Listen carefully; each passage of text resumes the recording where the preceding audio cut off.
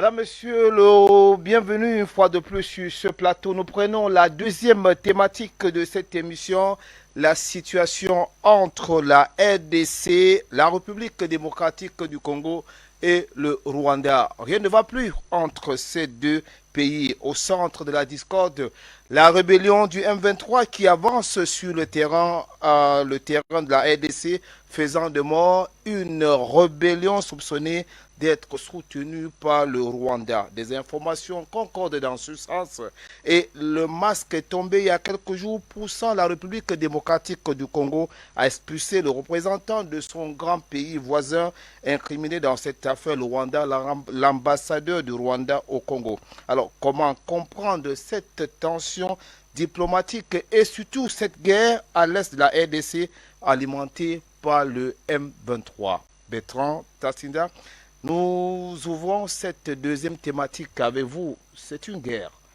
qui a déjà presque duré et qui fait beaucoup de morts. Ça parle de quoi?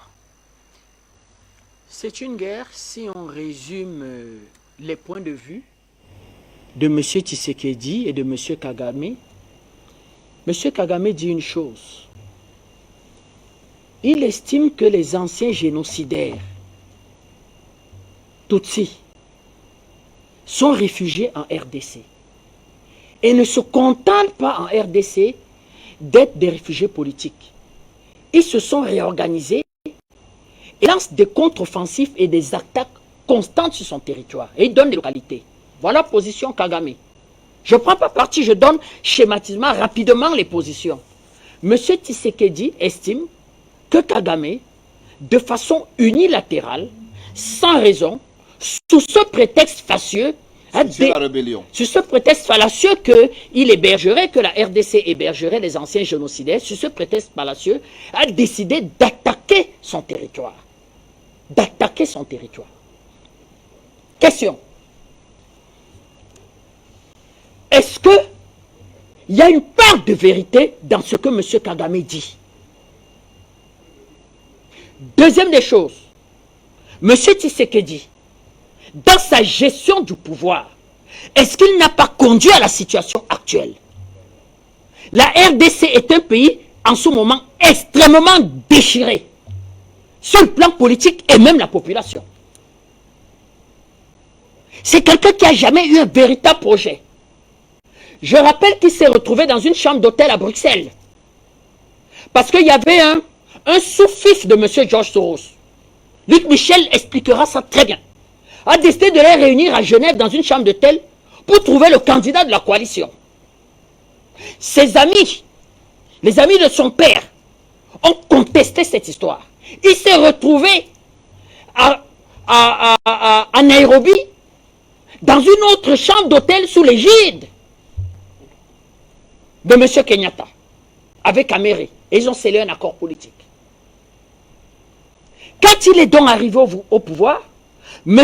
Kabila lui a donné un État plus ou moins organisé. Un État qui avait une constitution. Une constitution que lui contestait quand il était dans l'opposition. Vous vous souvenez, M. Kabila n'arrivait plus à faire une sortie. Le problème mondial était de demander à M. Kabila s'il allait respecter la constitution. Il a organisé des élections transparentes. Il a gagné ce qu'on peut appeler des élections locales et provinciales. Son candidat a perdu l'élection présidentielle, il a remis le pouvoir avec une armée structurée ayant domestiqué le M23. Quand M. Tshisekedi est arrivé au pouvoir, il va non seulement déconstruire son alliance politique avec M. Kabila, mais il va désorganiser l'armée dans une sorte de nomination et surtout, il n'aura pas la réflexion stratégique de se dire que derrière ce M23, il y avait quand même un certain nombre de parrains, et dont le grand parrain est Washington. C'est-à-dire que continuer la réflexion qu'avait déjà menée le président Kabila, à savoir se lier à la Russie et éventuellement installer une base militaire, une véritable base militaire complète, avec un certain nombre de variétés. Par exemple, des commandos de combat il pouvait avoir l'expertise israélienne, les troupes aéroportées pouvaient être l'expertise russe et peut-être sa marine avec l'expertise brésilienne. C'est-à-dire que faire une diversification de partenariats et anticiper sur une véritable reconstitution du M23. La situation est telle qu'elle est. Aujourd'hui, il en appelle à l'union sacrée. Mais obtenir l'union politique sera un problème. Or, il aurait pu, à partir de son alliance avec le président Kabila, c'est vrai que c'est ça le problème des majorités obèses. Les majorités obèses ont un problème, c'est qu'à l'intérieur des majorités, des clans se battent. Des clans se battent à l'intérieur des majorités. Et il est vrai qu'il y avait des éléments incontrôlés qui perturbaient l'action gouvernementale. Mais ça aurait pu être réglé par une discussion politique avec le président Kabila. C'est-à-dire que M. Tshisekedi et le président Kabila auraient pu domestiquer en quelque sorte ces turbulences. Mais il a préféré déconstruire cette alliance, mettre M. Kamere, pour des raisons aujourd'hui dont des gens expliquent qu'il ne veut pas faire appliquer l'accord de Nairobi, qui explique qu'à la prochaine élection présidentielle, M. Tshisekedi doit soutenir M. Kamere à l'élection présidentielle. L'accord de Nairobi expliquait que M. Kamere soutient M. Tshisekedi. 5 ans après, M. Tshisekedi se range derrière M. Kamere. Parce que la justice congolaise a blanchi totalement M. Kamere.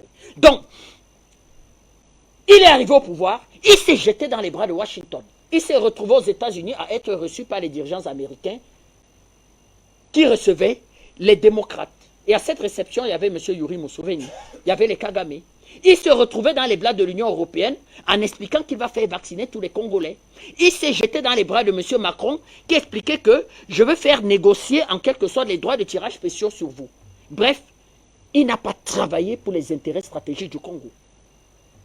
Il n'a pas travaillé pour la sécurité du Congo. Il n'a pas travaillé pour une véritable alliance politique du Congo. Il n'a pas réconcilié les Congolais. Il n'a rien fait. Voilà le résultat. Il paye ses frais aussi. Il paye les frais. Donc il ne s'agit pas de soutenir M. Kagame, que nous dénonçons depuis. Qui ne le sait pas? Comment arrive M. Kagame au pouvoir? Le président Banda a l'habitude de dire que M. Kagame est un matricule de la CIA. C'est un matricule. Son complice, M. Museveni, c'est un matricule. Il en est surpris. Il ne s'agit pas d'un M23.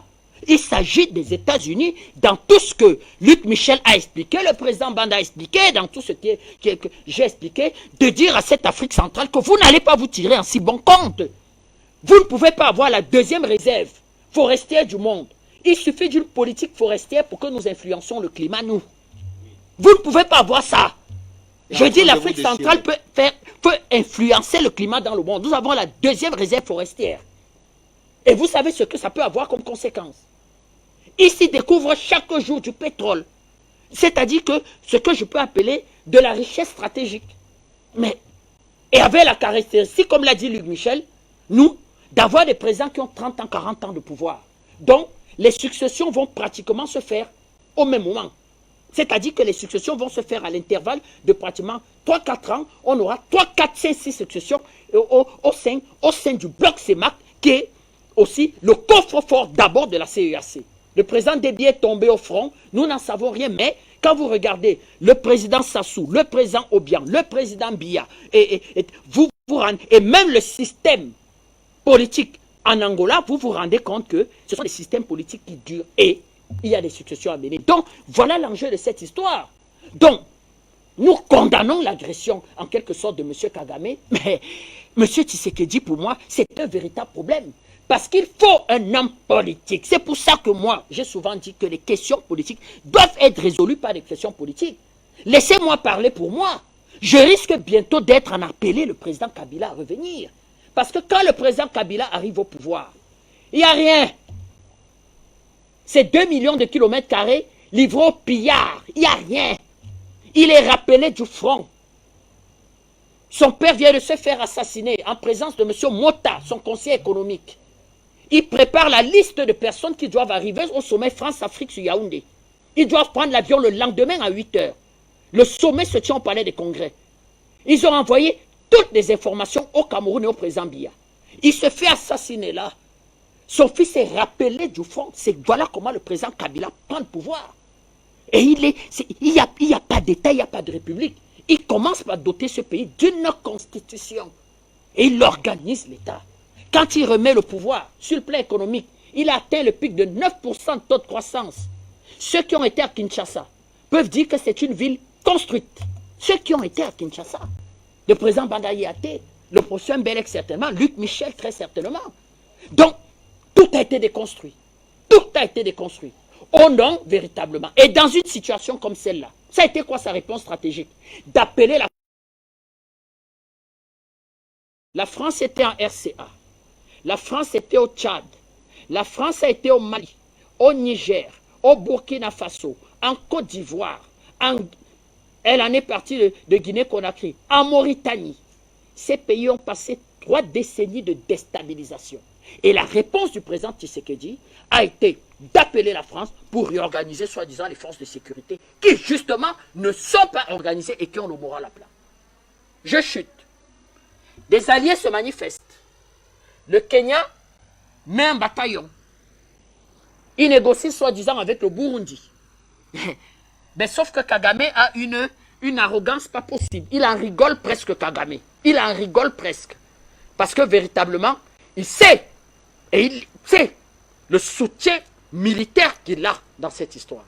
On risque de se retrouver donc avec une SADC assez où des alliances militaires et des combats militaires naissent. C'est-à-dire qu'une forme d'affrontement entre la France et les États-Unis chassant la France, mais faite par des Africains sur le territoire de la RDC. On risque de se retrouver dans une histoire comme celle-là. Tout simplement parce que M. Tshisekedi n'a pas pu être véritablement un homme politique, domestiquer des contradictions, se mettre à la hauteur d'un homme d'État, gérer le dossier Caméré différemment, et c'est là où le président Banda. Même s'il y avait manipulation d'argent d'une certaine façon, il fallait penser à l'alliance politique qui permettait avoir M. Caméré, avoir le président Kabila, domestiquer la classe politique, ne serait-ce que pour ce qu'on peut appeler l'union sacrée. La RDC aujourd'hui est déchirée. Et les forces armées, souvent, au sein des forces armées, c'est souvent le reflet de, comment je vais dire, que de la gestion politique. Donc, les forces armées aussi sont assez politisées en RDC, sont aussi totalement déchirées. Résultat des courses, on est dans cette situation. Nous suivons ça au sein de la CEMAC avec beaucoup d'attention. Parce qu'il est clair qu'il ne s'agit pas seulement de déstabiliser la RDC. Et Kagame devient un problème. Il s'agit de quoi? Parce qu'il s'agit d'attaquer la CEMAC. Sauf que les troupes de Kagame sont en RCA. Les troupes de Kagame sont en RCA. Et vous voyez que dans une situation comme ça, le président Touadéra difficilement prendra position. Parce que les militaires de Kagame sont là. Donc, c'est très complexe. C'est une situation très complexe. C'est d'ailleurs, ça fait partie des inquiétudes même de la RDC aujourd'hui, le président Tshisekedi qui s'en offusque de la présence de Rwandais en RDC pour dire son pays patrimoine ceinturé à l'est aussi et aussi en RDC. Mais oui, mais merci beaucoup. Mais Kagame explique qu'il veut se donner une zone tampon. C'est-à-dire qu'il veut contrôler un espace de territoire de la RDC qui permette à ce que les génocidaires Tutsis ne puissent plus attaquer son territoire. Mais la conséquence de ça risque d'être quoi? C'est-à-dire que la zone tampon, ces territoires-là, soyez pas surpris qu'elle demande à faire sécession. C'est-à-dire que contrôler toute la période du Nord Kivu, toute cette période de l'Est de la RDC, soyez pas surpris qu'on agite des acteurs à l'intérieur qui demandent carrément à faire sécession comme cette aventure de l'Ambazonie qu'on a eue. Qui était derrière l'Ambazonie? Qui est derrière l'Ambazonie? Question. C'est un peu comme au Soudan du Sud. Question. Qui était derrière la sécession du Soudan du Sud? Donc voilà la situation de la RDC qui est une situation extrêmement grave. Donc il faut empêcher la balkanisation et le dépeçage de la RDC. Nous apportons là un soutien au président Tshisekedi, mais en même temps, la gestion politique, ça a été une véritable catastrophe, l'arrivée de ce monsieur à la tête de la RDC. Une véritable catastrophe. Voilà où il a conduit le pays. Merci beaucoup à vous, Bertrand Tatinda, analyste politique et panafricaniste. Nous allons essayer aussi de prendre l'avis des autres panélistes sur ce plateau sur la question. Docteur, alors, docteur, ce qu'on essaie un peu de voir sur le terrain aujourd'hui, l'Est de la République démocratique du Congo est pratiquement devenu du chaos.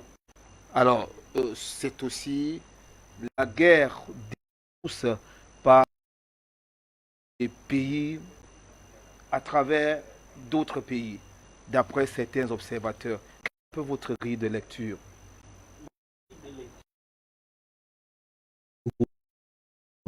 Oui. Là, une minuscule, c'est même pas de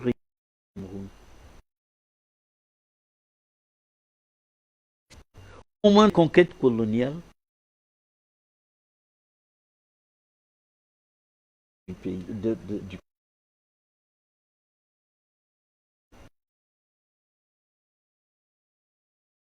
un véritable scandale géologique. C'est-à-dire que chaque mètre carré en République démocratique du Congo recèle de l'or, du diamant moderne a besoin aujourd'hui. Les richesses que l'Occident a consommées chez elle. Et alors, quand l'ère des indépendances arrive, la République démocratique du Congo accède à l'indépendance. Mais en même temps, on organise et les forces des Nations Unies sont depuis 1900 jusqu'à aujourd'hui pas loin de 70 ans plus loin sans avoir résolu le problème. Pourquoi? Parce que l'ONU, c'est les États-Unis d'Amérique. Et les États-Unis d'Amérique voient mal comment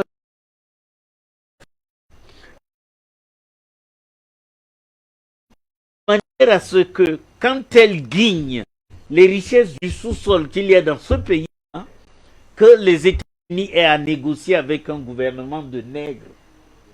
Et c'est comme ça que depuis 1960, la République démocratique du Congo n'a jamais eu de paix sociale. À un moment donné, on aide M. Kagame à s'emparer du petit Rwanda.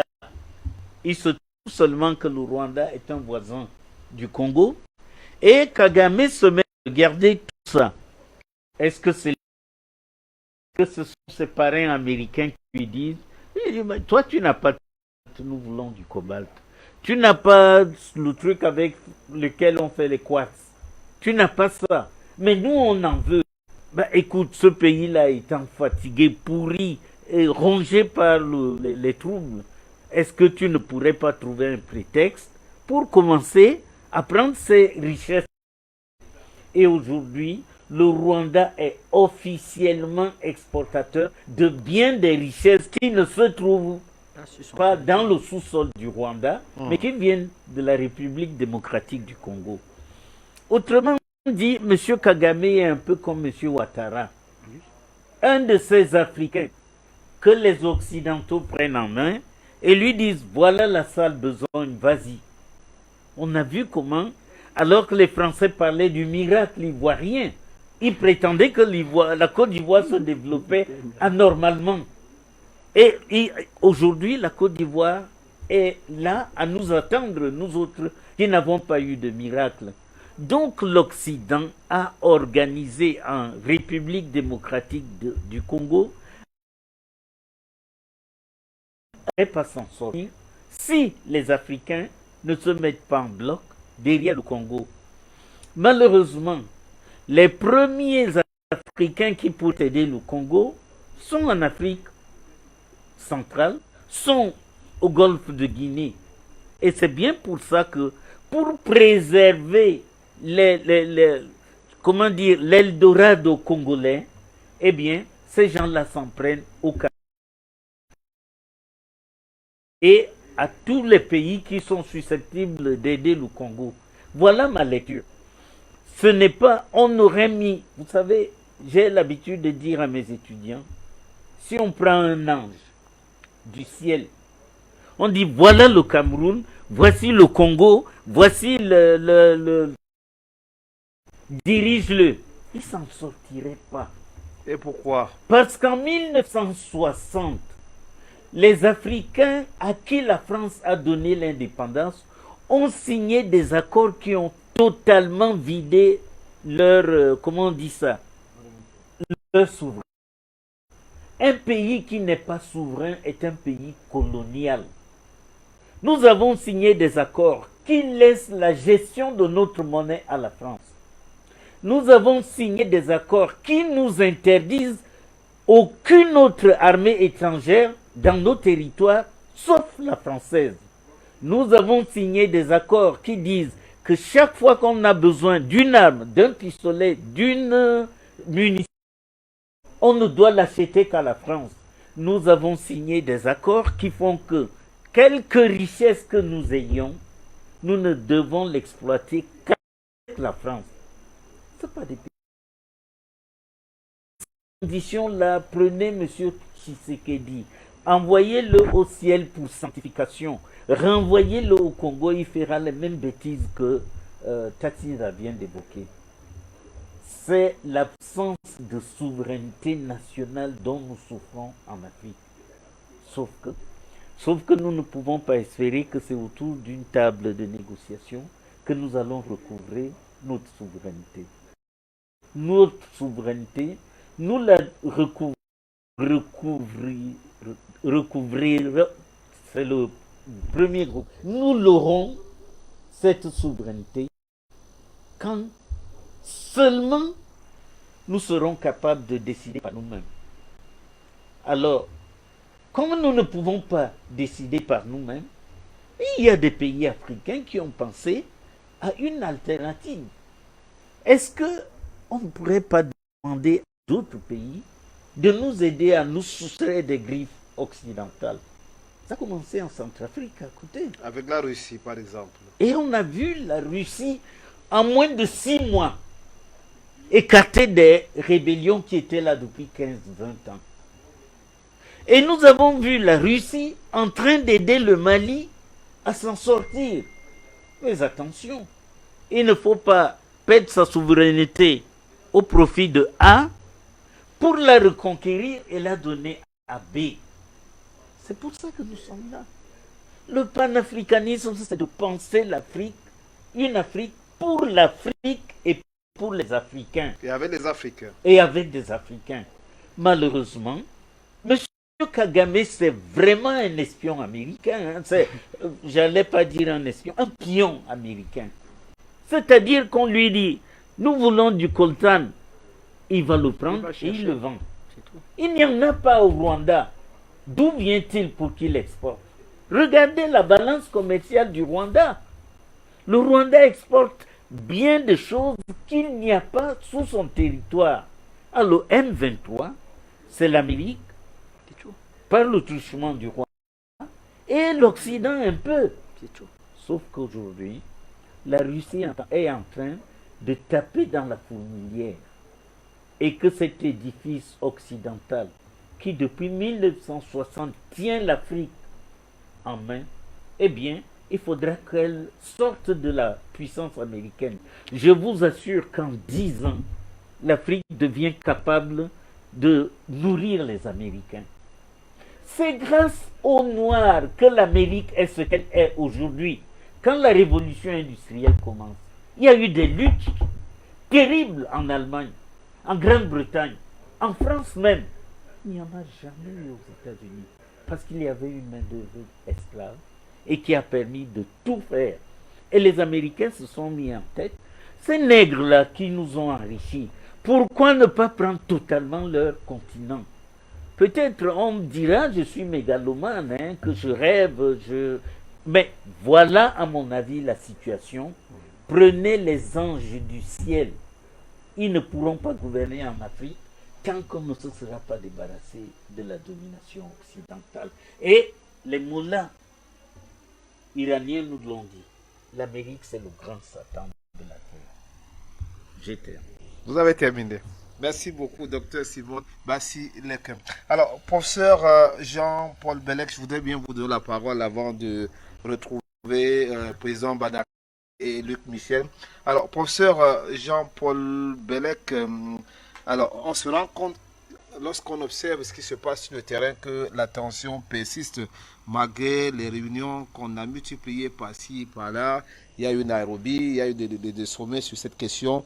Alors, est-ce que vous comprenez l'expulsion de l'ambassadeur du Rwanda en RDC très récemment? Et pourquoi ça coince toujours et que la tension persiste toujours, malgré tout ce qu'on a dit?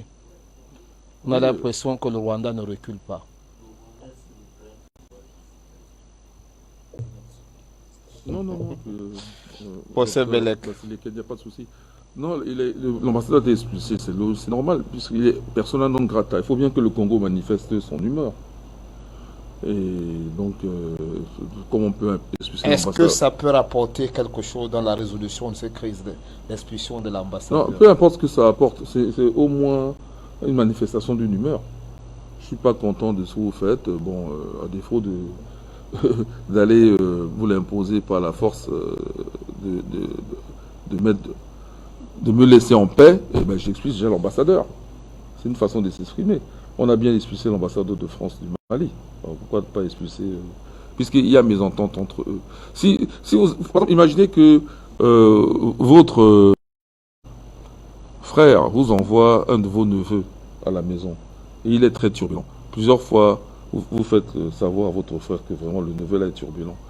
Et le frère ne fait rien pour que les choses s'améliorent, pour le calmer. Bah, il y a bien un moment où, profitant peut-être des vacances, vous vous dites de rester d'abord là-bas, chez son père même, le temps que lui-même le redresse. Donc, ça peut être une manifestation. Il comprend. La prochaine fois que le neveu revient, on lui aura déjà tiré les bretelles. Bon, là, c'est un ambassadeur, il représente l'État rwandais. Donc, qui rentre d'abord là-bas, rendre compte de l'humeur des chefs d'État congolais à Kagame, et après on verra quoi. Voilà. Bon, en tout cas, au moins là, il n'y a pas eu mort d'homme, on n'a tué personne. Bon, mais ceci dit, la situation, le Rwanda a vraiment un rôle, comment dire, oui, on va valider ça. On va valider, diabolique, on va valider ça. Vraiment. Puisque le docteur Basileken, diabolique vient du latin. Ça veut dire tout ça, diabolicum, ça veut dire le fautif. Ils sont fautifs. Donc c'est bien diabolique, au moins au sens latin du terme. Alors, ceci dit, moi, il y a une chose qui me pose problème. Le M23, même, on va dire, M23, combien de divisions? Le M23, combien de divisions, combien d'hommes? Bon, ils sont très bien armés, tout et tout, mais ils sont certainement aussi très bien renseignés. Et certainement que les forces congolaises sont bien infiltrées. Parce que ce n'est pas le courage qui manque aux Congolais. J'ai vu, dans l'armée congolaise, il y a même des femmes. Il y a des femmes qui quittent même leur famille. Et vont se sacrifier. J'ai vu, étant en France, j'ai vu des reportages à la télévision française. Des femmes, je dis des femmes, pas une, pas deux, des femmes en ont marre de cette situation de viol, de tout et tout. Elles-mêmes, elles prennent des armes. Même des jeunes filles. Les hommes sont... Allez-y, on va retrouver Luc Michel. Il voulait dire quelque chose. Voilà, Luc Michel. Je continue. Ouais, allez-y, on va retrouver Luc Michel. Je dis que les hommes prennent des armes, ils sont enrôlés dans les troupes. Mais quand les femmes prennent des armes, pensez aux Amazones du Bénin. Mais c'est-à-dire que la situation est grave. Donc qu'est-ce qui... Mal équipé, certainement. Mal renseigné, certainement. Mal encadré, peut-être. C'est pas sûr. Parce que j'ai vu aussi des officiers congolais très courageux et très compétents. Voilà. Donc, en fait, on est dans le jeu mondial. C'est le même jeu qui, à une autre échelle, se déroule en Ukraine. C'est-à-dire que la Russie ne fait pas la guerre à l'Ukraine, elle fait la guerre à tout l'OTAN. Eh bien, en fait, le Congo fait la guerre à tout l'OTAN, avec moins de force et moins de capacité et de préparation que la Russie. Donc, si c'était que le Rwanda, ce serait déjà réglé. Si c'était que le M23, ce serait déjà réglé. Non, on fait la guerre à tout l'OTAN. Et il en est de même du Mali, et même la Centrafrique. Vous voyez bien que derrière les rebelles, il y a la France. Et la France, elle est dans le cadre OTAN, même s'ils s'opposent aux États-Unis. Mais c'est le cadre OTAN. Donc, tous ces gens-là s'entendent pour profiter de ce désordre et bloquer le développement de l'Afrique. Quand on dit développement de l'Afrique, pensez au feu Kadhafi. C'est-à-dire que ce n'est pas simplement un développement économique où j'améliore mon niveau de vie. C'est l'ensemble du continent africain. Nous tendons vers cette intégration au niveau continental. Ça presse. On aimerait bien avoir une route, depuis le temps qu'on en parle, qui quitte du Caire et arrive à Johannesburg, même au Cap. Quel Johannesburg? Excusez-moi, je me suis arrêté en chemin. Qui quitte du Caire et arrive au Cap? Qui quitte même d'Alexandrie, même le Caire, Alexandrie, le Cap, directement les deux pointes du continent africain, 10 000 km environ. On aimerait bien avoir une électrification sans avoir besoin même de consommer notre uranium. Chez Anta Diop, on va travailler là-dessus. L'électrification à partir du barrage. Il y a Dinga, le fleuve Congo, là, qu'on a certains appelé Zaïre à un moment donné. Mais c'est un fleuve qui, à lui tout seul, peut électrifier, apporter l'électricité à toute l'Afrique. Et ça fait longtemps qu'on le sait. Puisque dans son livre, Les fondements économiques et culturels d'un futur État fédéral d'Afrique noire, de Cheikh Anta Diop, l'édition 1974, dont on sait qu'elle avait été précédée par une première édition 1948. Okay? Cheikh Anta Diop, on parle déjà du barrage de Inga et de ses capacités à alimenter en électricité toute l'Afrique. Mais ça en est où? S'il y avait l'intégration africaine, on y serait déjà. Il n'y aurait pas le problème de conflit entre l'Éthiopie, bon, même si c'est un conflit simplement pour l'instant politique, entre l'Éthiopie et l'Égypte, ou le Soudan, sur le détournement des eaux du Nil. Nasser n'aurait pas eu besoin. Vous vous rendez compte, Nasser, attendez, c'est pas panafricain ça. Nasser a fait couler la Nubie sous les eaux. Les monuments nubiens, il a préféré, pour l'électrification pour l'agriculture de l'Égypte, sacrifier des ruines historiques. La Nubie, toute la région, Abou Simbel, c'est sous les eaux. Il y a même eu des missions de l'ONU qui se sont précipitées pour essayer de sauver le maximum de monuments. Un monument a même été découpé à la scie pour être construit un peu plus loin. Oui. Mais attendez, si un panafricain peut le faire, mais si l'Afrique était déjà unie, mais on éviterait de telles catastrophes inutiles, puisque le barrage d'Inga serait suffisant. Aussi bien pour l'eau que pour l'électrification. Je parle du fleuve, le fleuve, si les fleuves, le Nil était bien géré, à l'échelle du continent, il n'y aurait pas ces problèmes-là. Et l'électrification, il n'y aurait pas de délestage. Et on aurait tué notre uranium pour en faire autre chose. Ok? Voilà. Donc, la question vraiment est, regardez, moi, ce petit pays qu'on appelle le Rwanda, excusez-moi, j'ai rien contre les petits pays, mais c'est quand même, c'est révoltant. Les proportions sont très exagérées. Regardez, le Rwanda, à peine 36 000 km². La RDC, plus de 2 400 000 km². Le rapport est de combien? C'est dans les 200. Voilà, légèrement plus. La population, c'est pareil. Le Rwanda fait à peine 10 millions, ne fait même pas 10 millions d'habitants. À peine. L'autre a 100 millions. C'est 100 millions, sans compter les morts dus à ce conflit, qui se compte par dizaines de millions depuis les années 60. On parle de 5-6 millions, aussi cruel que la Deuxième Guerre mondiale. Un conflit. Voilà. Donc, oui, c'est un peu trop. Alors, si ce n'est que, c'est la seule façon de comprendre ça, si ce n'est que c'est l'OTAN qui, depuis le début, à l'époque de Lumumba, fait la guerre à la RDC aujourd'hui. C'est ça qui éclaire la situation. Et c'est pour ça qu'ils ont besoin. Voilà, voilà. C'est pour ça qu'ils ont besoin du soutien de tout le continent africain. Et même pour peser sur le Rwanda, il leur fait comprendre qu'il est peut-être temps pour eux. Parce que les Rwandais, c'est quoi? Ils se définissent en État. C'est vrai que c'est un des rares, avec le Burundi, ils sont quelques États comme ça. Bon, enfin, ils ne sont pas nombreux, des États comme ça, le Swaziland ou le Botswana, où vous avez un État-territoire avec une langue pour tout le monde. Voilà. Et puis, ça leur donne l'illusion occidentale qu'eux, ils ont vraiment un pays. Du coup, ça crée un mauvais nationalisme. Puisque ça veut dire que le frère d'à côté, par exemple, de la RDC, est comme un ennemi.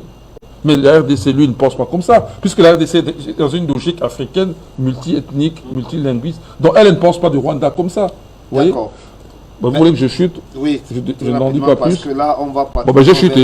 J'ai chuté. Michel est en attente. Là. Beaucoup de choses ont déjà été dites. J'ai chuté. D'accord. Merci beaucoup à vous, professeur Jean-Paul Bellec. Nous allons prendre Luc Michel.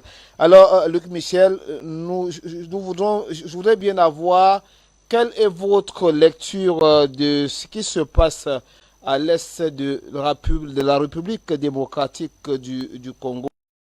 Et pour vous, quelles leçons pour le continent africain aujourd'hui et surtout la sous-région Afrique centrale qui cherche au quotidien à construire sa stabilité et surtout son unité? Écoutez, c'est un cas d'école pour toute l'Afrique. Mais je tiens tout de suite à dire que je ne soutiens ni Kagame ni Tshisekedi. Ils font tous les deux assaut d'hypocrisie, je vais m'en expliquer. Je soutiens le retour au pouvoir du président Kabila et la restauration de l'État congolais. Ce qui a eu, ce qu'on a assisté ici, évidemment, Tshisekedi, sa présidence a été un pays livré à la corruption et au chaos. Il s'est fâché avec tous ses anciens alliés politiques. Et aujourd'hui, le seul moyen pour lequel il espère gagner la prochaine présidentielle de 2023, c'est d'apparaître comme un chef de guerre. Il faut tout d'abord comprendre quelque chose, c'est qu'il y a une vision précise occidentale de la géopolitique du Congo. Elle a été définie en 1960 par Jacques Foccart. Ce sont les thèses de Foccart. Foccart dit que le pivot géopolitique de l'Afrique noire, c'est le Congo. Qui contrôle le Congo contrôle l'Afrique noire. Qui déstabilise le Congo déstabilise l'Afrique noire. Les généraux américains sont des grands admirateurs des généraux français. Des guerres coloniales d'Algérie et du Cameroun ont repris cette géopolitique-là. À partir de la chute de l'Union soviétique, l'Amérique de Bill Clinton décide de contrôle direct de l'Afrique. C'est la côte de l'Afrique. Il s'attaque à la Somalie et c'est la région des Grands Lacs. Il y a un petit mouvement rebelle Hutu qui est réfugié en Ouganda. Il est dirigé par Paul Kagame et deux autres. Kagame, c'est un officier supérieur qui a dirigé les services secrets ougandais. Il a été formé par les Américains et les Britanniques. Et il prend le contrôle de ce qu'est le FPR. À l'occasion de la guerre civile et du génocide de 1984 au Rwanda, il s'empare du pouvoir. Les génocidaires Hutus se réfugient au Congo à plusieurs millions. C'est le FPR. Les Hutus de Kagame, évidemment, ils les poursuivent et ils continuent à les massacrer. À partir de ce moment-là, Kagame va être la porte d'entrée des Occidentaux et des Américains dans toute la région des Grands Lacs. En 1996, il déclenche la première guerre civile du Congo qui voit la fin du régime de Mobutu. En 1998, c'est la seconde guerre civile du Congo. On l'appelle aussi la guerre mondiale du Congo. Elle va voir les 10 pays voisins du Congo, dont le Rwanda et l'Ouganda, intervenir militairement et 10 rébellions politico-militaires privées intervenir militairement. À partir de 2012, Joseph Kabila devient président et progressivement, il restaure l'État congolais. À partir de 2017, vous m'entendez toujours? À partir de 2017, il chasse les multinationales, il établit un code minier, il chasse les conseillers militaires français, américains et belges et il demande le départ de la MONUSCO. À ce moment-là, les agents américains, dont les Tshisekedi père et fils, qui sont des agents triples au service de la France-Afrique à la Belge, elle existe en Belgique, dans la région des Grands Lacs, au service du Quai d'Orsay et au service de l'Atlantique Council américain, qui pilote la politique américaine dans la région des Grands Lacs. Tshisekedi participe à des réunions. La réunion de Genève, elle n'a pas lieu dans une chambre d'hôtel. Je le dis à Bertrand. Elle a lieu officiellement dans les locaux de la multinationale minière américano-suisse Glencore. On décide de désigner un candidat unique de l'opposition, Fayulu contre Kabila. Immédiatement rentré à Kinshasa, le lendemain, Tshisekedi trahit cet accord et il fait un accord avec Kabila pour s'emparer du pouvoir. Ses premières décisions, ce sont 2 voyages. Il se rend aux États-Unis prendre les ordres des Américains. Il appelle au retour des multinationales, des Français, des Belges et des Américains. Et ensuite, il se rend à Kigali et il fait un accord avec le Rwanda qui autorise l'armée rwandaise à intervenir militairement sur le territoire congolais. Voilà ce qui se passe évidemment. Mais maintenant, parlons du M23 et du FPR. Ce sont deux rébellions anti-rwandaises au départ, mais depuis des années, elles ont été récupérées. Elles travaillent dans l'orbite du Rwanda et elles pillent le Congo, évacuant ses richesses vers le Rwanda. Lorsque Kagame se plaint du FPR, du M23, c'est un hypocrite parce que ce sont des hommes qui travaillent pour lui avec des officiers Tutsis. Aujourd'hui, évidemment, c'est une guerre civile entre agents américains, entre Rwandais et Congolais, et c'est le peuple congolais qui va payer ceci. Il y a un rapport de l'ONU, le rapport Mappings, il détermine que le Rwanda est le responsable du génocide du peuple congolais, et il dit que c'est un génocide de près de 10 millions d'habitants. On ne parle jamais du rapport Mappings. Tshisekedi et Kagame, ce sont des traîtres par rapport à leur peuple. Ils méritent évidemment d'être placés devant un peloton d'exécution et exécutés. Donc, le seul espoir du Congo, c'est le retour de Kabila. Et l'alliance avec la Russie et la Chine. Beaucoup à vous, Luc Michel. Permettez que nous vous retrouvons dans quelques minutes pour votre mot de conclusion de cette émission. Ne partez pas, nous vous en prions. Alors, Président Bandakani, merci encore d'avoir accepté notre invitation. Je voudrais avec vous qu'on essaie un peu d'interroger la gestion de cette crise à l'est du Congo, dans la sous-région, par les différentes institutions sous-régionales.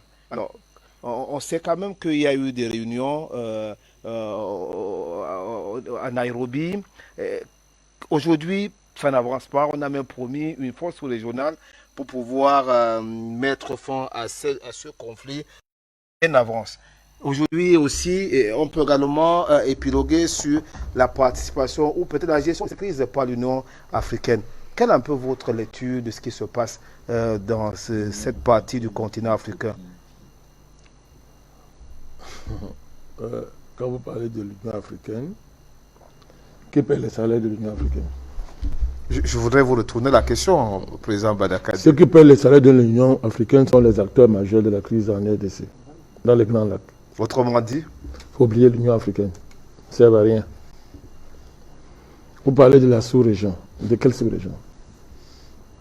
Il vous a parlé de la volonté du nouveau président kenyan, qui est plus engagé, qui dit qu'il est prêt à mettre un contingent avec Tshisekedi. Alors, Tshisekedi vous dit lui-même que les voies diplomatiques ont échoué, il déclare la guerre. Il a dit quelque chose, c'est fini. Il a dit ça. Alors, il dit quoi? Au départ, il était très chaud pour privilégier. Il a cru à l'action sous-régionale. Il croyait à l'action sous-régionale. Il pense beaucoup plus du côté de la SADC ou de SADC. Il croyait beaucoup à ça. Mais il constate qu'il n'y a rien. Ça ne marche pas. Il n'y a rien. Il dit qu'il déclare la guerre au Rwanda. Et il va donc essayer de nouer les alliances directement, le Burundi, machin, comme ça. Ce qui est une honte en soi. C'est-à-dire, la RDC a besoin d'alliance pour faire la guerre au Rwanda. C'est ça qui démontre que la situation de ce pays-là est RDC. On ne comprend rien à ce qui se passe. Ils ont dit, nos prédécesseurs ont dit, on plante le décor. Hein. Ils ont tout dit. Lui, Michel vient d'inscrire ça dans l'histoire. Il ne faut pas seulement remonter aux 2 premières guerres du Congo. C'est-à-dire la guerre liée à la chute du maréchal Mobutu et la deuxième guerre, n'est-ce pas, qui est liée au fait que Kabila change d'alliance avec ceux qui l'ont amené au pouvoir. Kabila perd, hein. Il va changer d'alliance, ça va déboucher sur la deuxième guerre du Congo. C'est pas qu'on va qualifier de guerre mondiale africaine. Tout à l'heure, Bertrand l'a dit, je crois. Bien, c'est Luc Michel qui l'a dit. Il faut aller au-delà pour comprendre les enjeux de cette affaire. Et vous allez comprendre même qui est Tshisekedi. En comprenant, en étudiant, je ne crois pas au délit de patronyme, hein. Je ne crois pas à ça. Mais quand vous étudiez l'action du père de Tshisekedi, Etienne Tshisekedi, le père Tshisekedi, et quand vous voyez la fascination que Tshisekedi voit son père, vous allez monter très loin, vous allez arriver à Lumumba. Vous arrivez à Lumumba, vous allez comprendre le drame du pays. Pourquoi Lumumba est mort et les qui l'ont tué ont fait disparaître son corps dans l'acide. Ils sont venus faire des affaires de haute sorcellerie en apportant une dent, soi-disant que c'est la dent de Lumumba, et que les enfants biologiques de Lumumba ont joué le jeu, et Tshisekedi a joué le jeu. Vous allez comprendre ce qui s'est passé, vous allez remonter très loin. La RDC n'appartient pas aux Congolais. C'est-à-dire, il faut commencer par là. La RDC, le Congo, n'appartient pas aux Congolais. Lumumba est mort pour ça. C'est pour ça que Lumumba est mort. Lumumba a violé la loi fondamentale qui explique dans Congo, devenu RDC. Cette loi fondamentale, c'est quoi? Elle a été élaborée à la conférence de Berlin. Vous savez que la conférence de Berlin, qui se partage le monde à l'époque, mais la conférence est convoquée pour qui? D'abord pour le Congo. L'enjeu de la conférence de Berlin, c'est le Congo. Vous voyez donc une bonne partie de la géopolitique occidentale tourne autour du Congo RDC. Ce n'est pas une affaire, ce n'est pas un jeu. Cette loi-là a été quoi? Il y a un criminel qu'on appelle Léopold II. Un voyou, un criminel. Il faudrait le juger même mort. C'est-à-dire qu'il va être le premier mort qu'on va juger quand les temps viendront. Léopold II. Qui a dit que le pays là lui appartient. Le Congo n'a pas été indépendant avec le Lumumba, attention. Il a eu 2 indépendances ce pays-là. La première indépendance du Congo, c'est Léopold II qui crée une association. Il était libre du Congo. Non, là, c'est l'association internationale du Congo. Écoutez bien.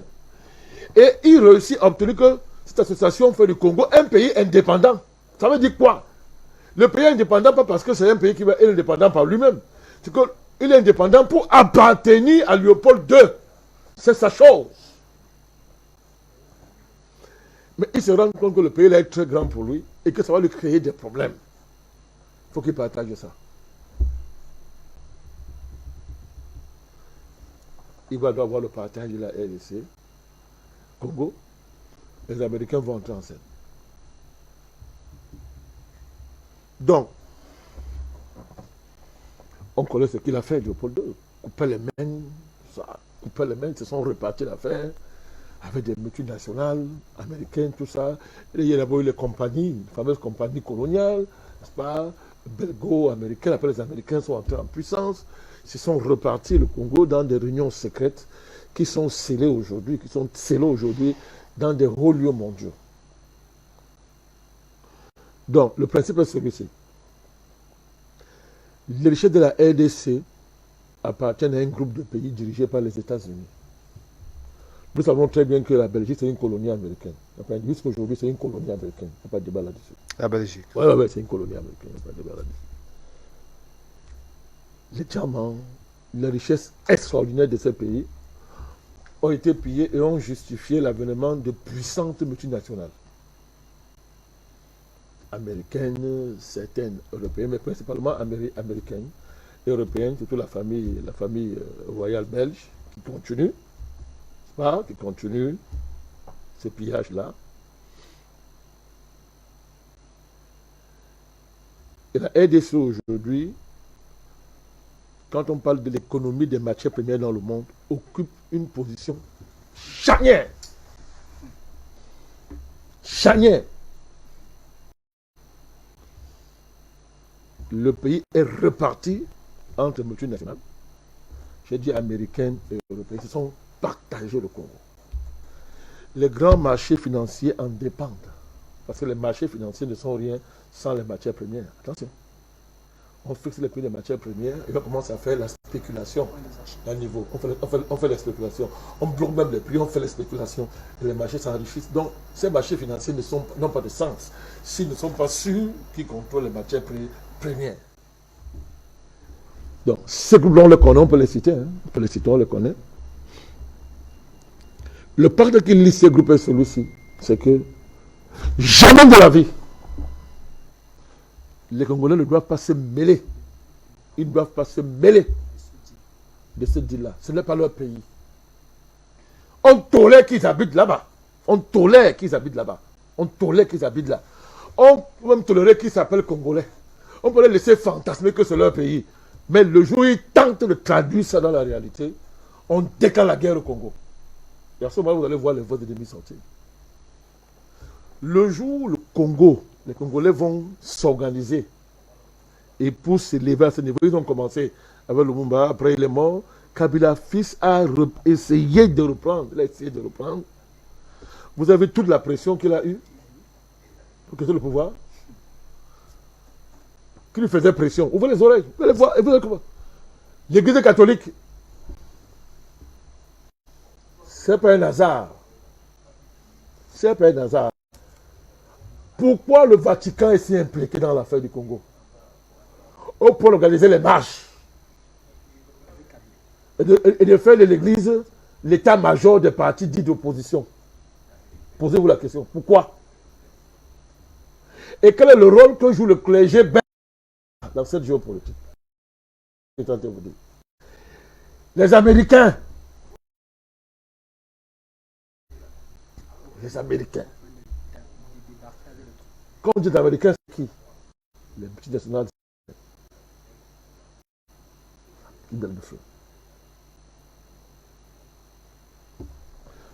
Donc, chaque fois que les Congolais vont essayer de s'élever à un certain niveau de conscience, on brûle ce pays-là, on lui met la guerre.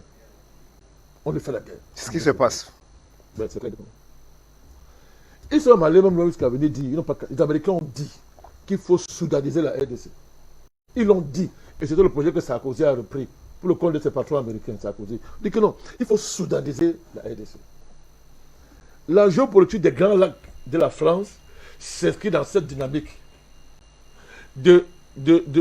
d'avoir leur part, de faire pression pour avoir sa part. Donc, comme c'est une soudanisation larvée de fait, il faut que la France ait sa part. Quitte, n'est-ce pas, à avoir une base arrière au Rwanda, c'est la politique à Biarimana, pour avoir sa part. C'était aussi la politique avec Mobutu à un moment donné, pour essayer d'avoir sa part. Mais, ça s'inscrit dans le général que le Congo n'appartient pas aux Congolais. Ils ne sont pas concernés par le destin de leur pays. C'est une réserve de matières premières gigantesque. C'est une réserve de richesses extraordinaires dont le sort est déterminé dans des places financières et les bourses mondiales, les bourses de matières premières, c'est là où on décide du sort du Congo. Il est interdit à un Congolais d'y mettre le nez. Et celui qui veut diriger le Congo, s'il veut être tranquille, il doit signer ça avant de devenir président. Il doit signer ce deal avant de devenir président. Ce que dit a signé. J'arrive à cette affaire. Il doit signer ce deal-là avant d'être président. Donc, ça part de là. Tout ce qu'on raconte là, si on ne met pas ça sur la table, on est hors du sujet. On est hors sujet. Ça part de là. Et je dis, c'est ça qui a conduit à la mort de Lumumba quand il a revendiqué la vraie indépendance. Et qu'il a lâché, et qu'ils l'ont livré. Vous n'avez pas vu que c'était un complot mondial? L'ONU était dans le coup. Oui. Alliance des Américains, des Belges, des Européens, l'Église catholique, l'ONU, tout ce, c'est ce plan-là qu'il y a eu. Et ils ont trouvé peut-être qu'il est communiste. Lumumba n'était pas un communiste en tant que tel. Ce n'était pas une affaire de communiste en tant que tel. Lumumba est un nationaliste, de manière fondamentale. C'est un nationaliste. Comme Oumyabé. C'est un nationaliste.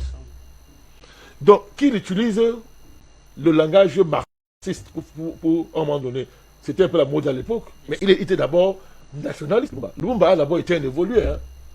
C'est quoi? Qui décédait de cette cas d'évolution? C'était pas les Russes, c'était les Belges et les Occidentaux. Lumumba, il a bien passé son certificat d'évolué. À l'époque, il ne dérangeait pas. Hein? Il ne dérangeait pas à l'époque. Hein? Il savait danser, parler comme eux.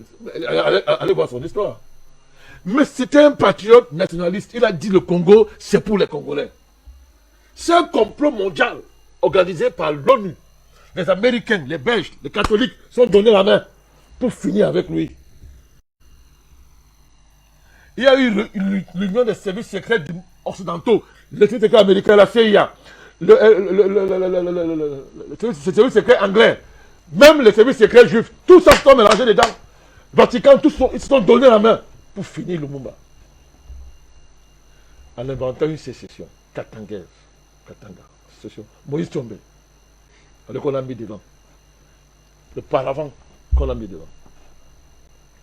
Toujours le détachement. Vous voyez, toujours, chaque fois, il y aura une menace sécessionniste. On va mettre en avant la menace de démembrement du pays, qui sera toujours adossé sur un pays, évidemment un pays, un voisin, qui va jouer le jeu. Allez. Va jouer le jeu. C'est de cela qu'il s'agit. Donc, Tshisekedi est arrivé au pouvoir comment? Avant qu'il ne soit, avant que le président Kabila ne fasse l'alliance avec lui. Parce que Kabila a subi une pression. À l'époque, on est ici, sur le plateau ici. Tout le monde voyait la guerre venir en aide. C'était la guerre. Une guerre qui allait ruiner tous les efforts, qui allait ramener le pays 50 ans. Et ceux qui voulaient la guerre, les catholiques, les mêmes champs, les mêmes réseaux américains, les Belges, tout ça était à fond dedans, y compris la France. Même si la France avait son candidat. Mais ils étaient tous d'accord. Mon candidat, c'est pour avoir ma part. Le voyou qu'on connaît. Je ne vais pas citer son nom ici. Ça lui fait trop d'honneur. Donc, ils étaient unis. Que Kabila doit partir, quitte à ce qu'il y ait la guerre.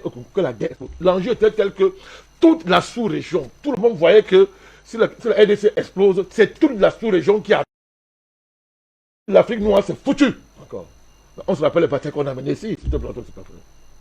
Kabila a réfléchi, il a dit qu'est-ce que je veux faire. Il a réfléchi. Il a tendu la main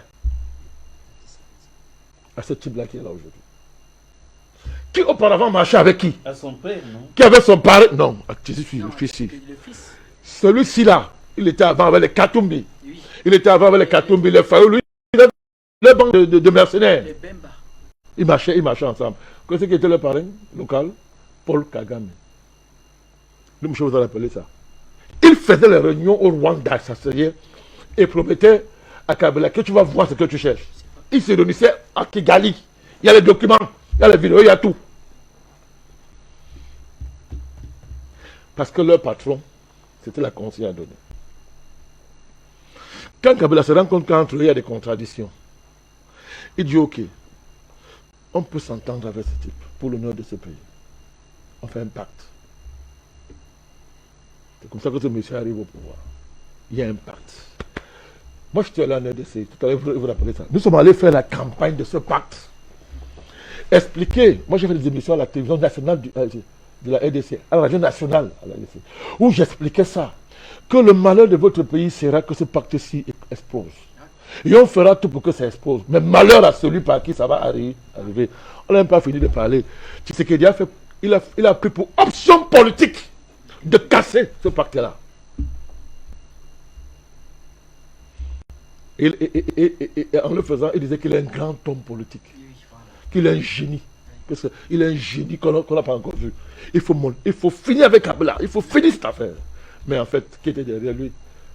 Le Council of Foreign Relations aux États-Unis et le petit Macron. Vous avez oublié à l'époque comment il se tapotait tous les jours à l'Élysée, il s'embrassait, il causait tous les jours. Vous avez oublié les images? Où il a, comme ça dit, que la France va ouvrir une école pour former les cadres de l'armée congolaise. C'est-à-dire faire la chasse à la structure militaire laissée par Kabila. Cette alliance-là aurait dû être maintenue pour le salut de ce pays. Il aurait pu apporter ses propositions sans pierre à l'édifice. D'accord. Mais cette alliance, Kabila a réussi à bâtir quelque chose autour de la Russie et de la Chine. En 15 ans, a jeté les bases de la stabilité politique de ce pays. Elle dit qu'en fait, il y a un État qui prend de la force, qui prend de l'envergure. Il a démantelé tout ça. Alors nous parlons. Il y a 2 rapports onusiens, 2 rapports qui démontrent la preuve de qu'est Kagame et à quoi ça lui sert cette affaire. L'argument Bertrand de dire que les milices génocidaires ou tout sont là-bas dans des... C'est du n'importe quoi. C'est du n'importe quoi. Quand on parle de miliciens reptères à moins, mais on ne vous parle pas de Bayan Moulengue, qui sont des Rwandais, Congolais, rwandophones, mais qui sont en majorité les Tutsis, qui les arment, qui sont tout le temps instrumentalisés par qui? Par qui? Kagame. Le but, c'est quoi? Le but, c'est quoi? Ce n'est même pas. Le but, c'est que, à la fin, à un moment donné, Kagame a dit, je peux avoir ma part de gâteau ici. Tant que j'ai à jouer le jeu de la politique de Grand Lac occidentaux, je peux nous enrichir, créer une nouvelle race de riches en pillant ce pays. Derrière le M23, lui, Michel a dit, c'est clair, c'est clair. Il y a la question des ressources de l'Est du Congo, qui sont pillées matin, midi, soir. Et parfois le Rwanda pour se retrouver en Europe, y compris l'or. Y compris l'or. Pourvu que on ne menace pas la loi non décrite, la loi non publique, la loi secrète qui est à savoir que pourvu que les Congolais ne se mêlent pas de deal, que être un pays étranger. Les mecs de la géopolitique occidentale, les Américains, ça les dérange quoi d'avoir un petit Africain qui joue ce jeu? Ils sont contents. Parce qu'il ne va pas aller loin. Lui veut seulement sa part. Tant qu'il ne dérange pas la répartition, la division internationale secrète du travail, de la géopolitique mondiale, qui dit que le Congo n'appartient pas aux Congolais, et même pas aux Africains, que c'est une propriété occidentale. Tant que ce n'est pas remis en cause, fait la guerre, alimente les conflits avec le président congolais. Mais c'est ce qu'on demande. C'est tout ce qu'on demande. Ça fait des années que je dénonce ça ici. Que j'interpelle les Africains sur Kagame et ce qu'il est en train de faire en RDC. Mais à partir du moment où tu joues le jeu des Américains, quand tu ne les déranges pas, tant que ce que tu fais là rentre dans ces jeux politiques, il peut s'engueuler au diable avec les Français. Mais il s'arrange. Il s'arrange. Et on met Louise Mouziki là-bas à la francophonie. Oui, j'ai des informations. Que oui, ça ne va plus entre eux, oui, machin. On m'a raconté, on m'a donné beaucoup d'informations, oui, il fait ça, ceci. Non. La politique de Kagame, les choix qu'il a fait sont clairs. Avoir sa part dans le gâteau congolais. Pourvu que les Congolais n'aient rien à voir là-dedans. On va tout vous raconter. On va même vous dire qu'avant, il y avait un royaume là, dont les frontières débordaient jusqu'en RDC, que c'était les frontières de Rwanda, ça allait au Rwanda jusqu'en RDC. On va justifier ça par les choses comme ça. Mais quand le royaume là vivait, quand le royaume là existait, c'était de vendre les terres là aux Blancs. Assurément non. Mais à quoi ça a de convoquer alors le royaume là? Si, à la fin, c'est que on ne dérange pas la géopolitique secrète, la loi secrète qui fait que la RDC n'appartient pas aux Congolais. C'est ça qu'il s'agit. Et donc, dans cette affaire, nous sommes du côté du Congo, de la RDC. Je ne sais pas ce qu'il dit. Il dit qu'il veut faire la guerre. Qu'il la fasse, il peut gagner, tant mieux. Mais qu'est-ce qu'on peut se tenir avec un type comme ça? Nous dénonçons Kagame. On le fait depuis. On a été un des rares à être constant dans cette dénonciation. On ne change pas. Nous le dénonçons, Kagame. Parce qu'il est dangereux. Ce genre de politique en Afrique ne conduit à aucun progrès. Le Rwanda peut me raconter que le Rwanda a fait des progrès économiques. C'est un modèle. Il est le modèle de quoi? C'est le modèle de quoi? Le modèle du vol. Oui, le vol, le pillage. Les miracles ivoiriens Être un bras armé de l'Occident pour détruire la RDC. Dont le progrès, l'émancipation va profiter à tout le continent africain. Donc Kagame ne peut pas être pour nous un modèle. Ce n'est pas ce genre de modèle que nous avons en Afrique. J'ai dit aujourd'hui que Kagame est peut-être, il est même plus riche que le Rwanda. Ça lui vient d'où? Du pillage de la RDC. Du pillage de la RDC. Donc, je ne sais pas si vous êtes Tshisekedi va réussir à faire l'union sacrée autour de lui. Mais les Africains doivent se mobiliser parce que on ne peut pas continuer à laisser la RDC dans un tel état. D'accord. Il n'y aura pas de libération géopolitique en Afrique si les Africains ne libèrent pas la RDC. C'est ça le panafricanisme. D'accord. Vous aurez le temps pour conclure. Si, je conclue cette partie. D'accord, allez-y. C'est-à-dire que l'enjeu de la RDC, c'est un enjeu qui dépasse la RDC. Ce n'est pas le problème des Congolais, c'est le problème de toute l'Afrique. Si les Africains sont un jour ont été un jour intelligents, s'ils considèrent qu'ils sont intelligents, il ne faut pas seulement ressasser le grand passé qu'on a eu. Non, ça ne veut rien dire. Si on considère qu'on est intelligent, qu'on est des hommes sur cette terre, il faut qu'on comprenne que la question de la RDC, ce n'est pas l'affaire des Congolais, c'est l'affaire de tous les Africains qui doivent s'organiser pour faire de la cause de la RDC la cause commune de toute l'Afrique. Je sais qu'il y a des dynamiques secrètes qui travaillent. Je sais. Mais il faut que ces dynamiques-là, comment on disait ça, soient opérationnelles, réellement opérationnelles, et soient à la hauteur, n'est-ce pas, du défi que représente la RDC, le défi qu'il y a devant nous. Il faut que ça soit à la hauteur. Pour l'instant, je suis désolé, Tshisekedi n'a ni la carrure, ni la capacité de formuler un projet à ce niveau. Il ne comprend pas ce qu'on appelle la RDC, ce projet. Ce n'est pas son niveau. Même s'il veut, ce n'est pas son niveau. Il ne comprend pas. Parce qu'il avait compris, il aurait maintenu l'alliance avec Kabila et bâti même d'autres alliances encore. C'est ça. Même avec ce Caméré. Mais il court, pour faire de son père le héros, un héros national. Il se bat pour faire de son père un héros national. Et quelqu'un qui a dit qu'on a attrapé le crapaud, désignant qui? Lumumba, crapaud. C'est ce que le père a dit qu'on a attrapé le crapaud. Il travaillait pour qui? Pour les Belges d'Occidentaux. Son fils veut faire de lui un héros national en RDC. Je ne sais pas si vous voyez ce que ça veut dire. En RDC. Ce qui démontre quelle est son orientation à lui. Quel est son niveau. Vraiment, je suis désolé. Ce type, il n'est pas à la hauteur de la RDC. On va faire tout ce qu'on veut pour comprendre. Il n'est pas à la hauteur de la RDC. On a compris. Mais il faut que tous les Africains se mobilisent pour cette cause et qu'on marginalise celui qui se prend pour le Moïse des Grands Lacs. Il dit qu'il est grand de taille. Il a un bâton. Il dit dans la mythologie, toute si de M. Kagame, il est Moïse. Il n'est pas un jeu. Hein. Il est dans leur culture là.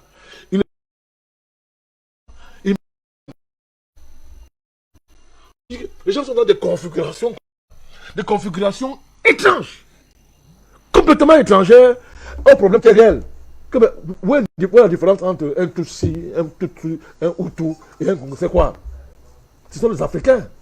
Et on se met ensemble. On se met ensemble pour affronter, pour libérer la RDC et que tout le monde en profite. Bertrand, je ne sais pas là. Bertrand a parlé de politique tout à l'heure. Le politicien. Je dis quelqu'un qui va incarner la compréhension de ces enjeux.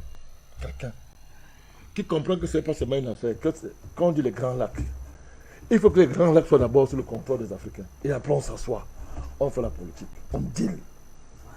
Les Blancs savent dealer, non? Entre eux, non. Ils n'ont pas dealé à la conférence de Berlin, 84-87. Ils n'ont pas dealé. Et pourquoi pas les Africains? Pourquoi nous, on ne peut non pas dealer, voilà. Pas pour s'entendre, libérer la RDC. Et après, on s'assoit pour voir comment est-ce que cette libération va profiter, n'est-ce pas, à tout le monde. Mais tu sais que dit, oh là là, oubliez-le, il n'est pas à la hauteur de parler. C'est trop compliqué pour lui. D'accord. Et pareil pour Kagame. Pour Kagame, comme on l'a dit, qui est un simple agent du mondialisme international. D'accord, c'est compris. Merci beaucoup, Président Badakani.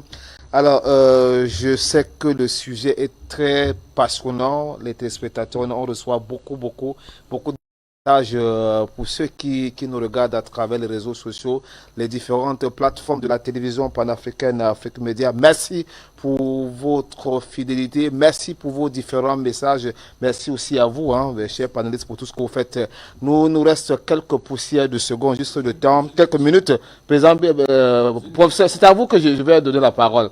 C'est à vous que je vais donner la parole, juste pour dire que si vous en avez bonne convenance, je sais que nous prenons juste quelques minutes pour pouvoir clôturer cette émission qui a déjà 1000 ans. Je sais que vous avez d'autres agendas. Alors, professeur Bellec, je vous donne la parole et puis Luc Michel, on revient encore sur le plateau ici. Alors, professeur Bellec, vous venez de suivre le président Bandakani.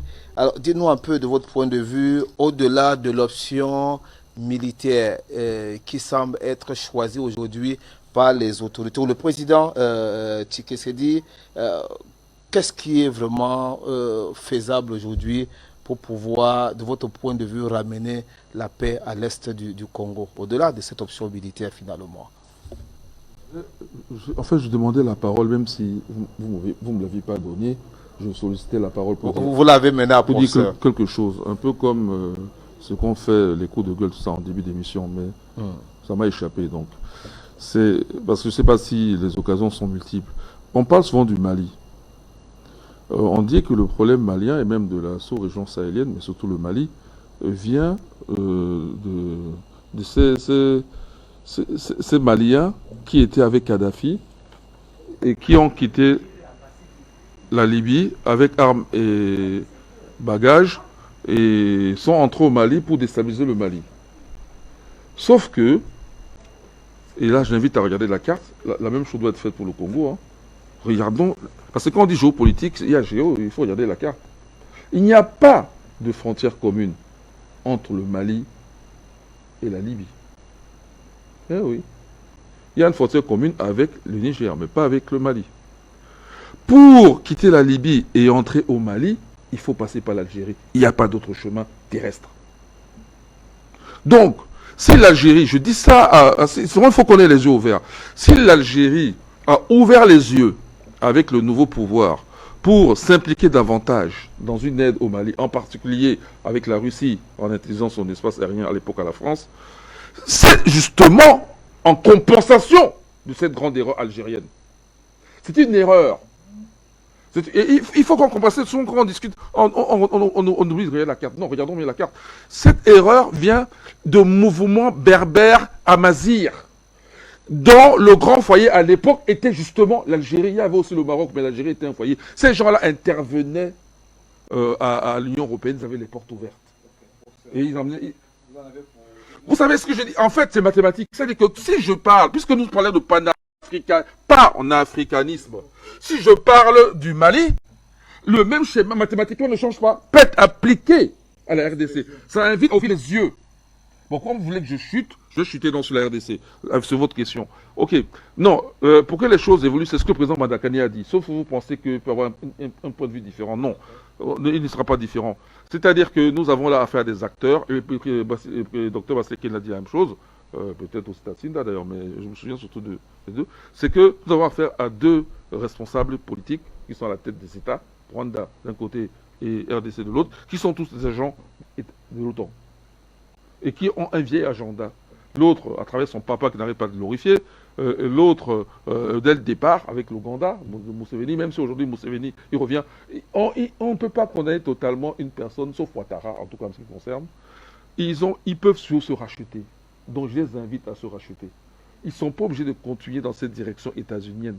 Ils peuvent très bien, à un moment donné, je pense que c'est ce que l'Ouganda a train d'essayer de faire, Museveni. Il essaye, on regarde. Donc, ils n'ont qu'à se racheter, il n'est jamais trop tard pour le faire. Merci beaucoup, il n'est jamais trop tard. Luc Michel, vous êtes avec nous, votre mot de conclusion. D'abord, je voudrais dire que les Touaregs de la Légion islamique de Kadhafi n'ont jamais passé par l'Algérie. Ils sont rentrés au Mali en traversant le Niger, ce que les généraux français leur ont laissé faire. Les frontières de l'Algérie étaient hermétiquement bouclées par l'armée algérienne pendant toute la guerre civile libyenne. Il ne faut pas faire porter à l'Algérie une culpabilité dont elle est totalement, j'insiste là-dessus, totalement absurde. Maintenant, pour revenir au Congo, rappelons qu'on est au retour à la géopolitique de Focard. Focard disait qu'il déstabilise le Congo, déstabilise toute l'Afrique noire. Ce que les Américains veulent en provoquant une guerre entre le Rwanda et le Congo, c'est le retour à la guerre mondiale de 1998. Cela a produit 25 ans de chaos au Congo. Une nouvelle guerre avec l'Ouganda, le Rwanda et le Congo conduira 25 nouvelles années de chaos. Provoquer des guerres entre États africains, c'est une vieille tactique occidentale. Il y a l'Algérie et le Maroc. Il y avait en 1990 la Somalie et l'Éthiopie. Un peu partout, évidemment, les divisions entre Africains ne servent que les Américains et les Français. Merci beaucoup à vous, Luc Michel. Alors, Bertrand Tassinda, en quelques mots, votre mot de conclusion de cette émission. En quelques mots, c'est très compliqué la situation parce qu'on a deux matricules de la CIA qui se battent. Or, il y a un qui veut faire appel à la force militaire africaine. Le Kenya, je crois que les troupes kenyanes arrivent aujourd'hui. Le Burundi réfléchit. Mais sauf qu'on est dans une situation où Kagame a des troupes au sein de l'Afrique centrale. La SADC a un problème. Certains présidents ne parlent pas. Le président angolais ne parle pas. On peut tout dire de l'Angola, c'est une armée solide. Donc moi j'ai comme l'impression que Kagame va faire forcément appel à Yoweri Museveni. Et il y a la Tanzanie. Les Congolais demandent à faire appeler la Tanzanie. La Tanzanie réfléchit, elle est dans des accords commerciaux avec le Rwanda. Et les patriarches de la CEMAC regardent cette histoire alors qu'ils sont en pleine dans la négociation pour une fusion CEMAC-CEAC. On annonce même d'ailleurs une réunion de la CEMAC ici à Yaoundé en fin d'année. Donc, vous voyez, c'est une situation compliquée. Donc, je suis d'accord avec le président Banda de dire que la malice est sur le plan politique et même, comment je vais dire, hiérarchiser nos contradictions. De voir comment rentrer dans une forme de négociation, même avec Satan. C'est-à-dire qu'avec Kagame et s'asseoir. Et voir comment sauver cette situation. Parce qu'on est parti pour la 3e guerre du Congo qui forcément aura des secousses. Comment vous faites? Et l'Afrique n'a pas de casque blanc. L'Afrique n'a pas d'acteur militaire. La Russie n'est pas au centre du jeu de cette affaire. Parce que M. Tshisekedi n'a pas voulu faire intervenir la Russie. Il se trouve donc piégé par sa propre politique et fait qu'il n'a pas de zone de repli. Il en appelle aujourd'hui à la jeunesse à l'Union sacrée et dit aux jeunes d'intégrer dans l'armée. Mais ça peut être considéré comme un crime de guerre. Merci. De prendre des enfants et d'envoyer au front. Voilà la situation qui est compliquée. Donc nous ne soutenons ni Kagame. Vous voyez donc que c'est quelqu'un, tout sauf un homme politique, tout sauf un stratège, pratiquement quelqu'un qui est arrivé au pouvoir par accident. Merci beaucoup à vous, Bertrand Tatinda. La dernière parole reviendra au docteur, au patriarche, docteur Simon Basileke. On transite par vous, au président Badakani. Permettez. C'est des questions qui nous touchent, c'est touchant. Autorité pour faire ça. C'est-à-dire que l'enjeu, c'est organisé par celui qui boit le petit lait là, c'est Joe Biden. Voilà, merci, président. Merci. Et les marchés financiers. Ils sont contents, ils sont très contents. Alors actuel, ce que nous savons, c'est que Kagame n'est même pas en très bon terme avec eux. Ses anciens alliés n'est pas en très bon terme avec eux. J'ai cette information aujourd'hui. Donc, comme Bertrand dit, il est temps qu'une autorité respectée africaine se lève et réussisse à le faire asseoir. Merci. Et l'autorité, c'est qui? Mais le président de la CEMAC. Le président Biya.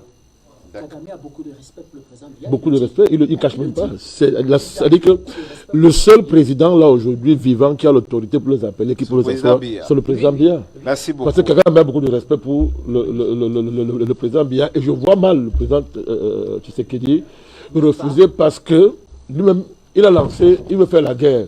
Mais il a la paix encore mieux pour lui. Vous comprenez? Et ça sera l'occasion que l'Afrique de prendre la main sur cette affaire. Les Occidentaux ne vont pas laisser faire.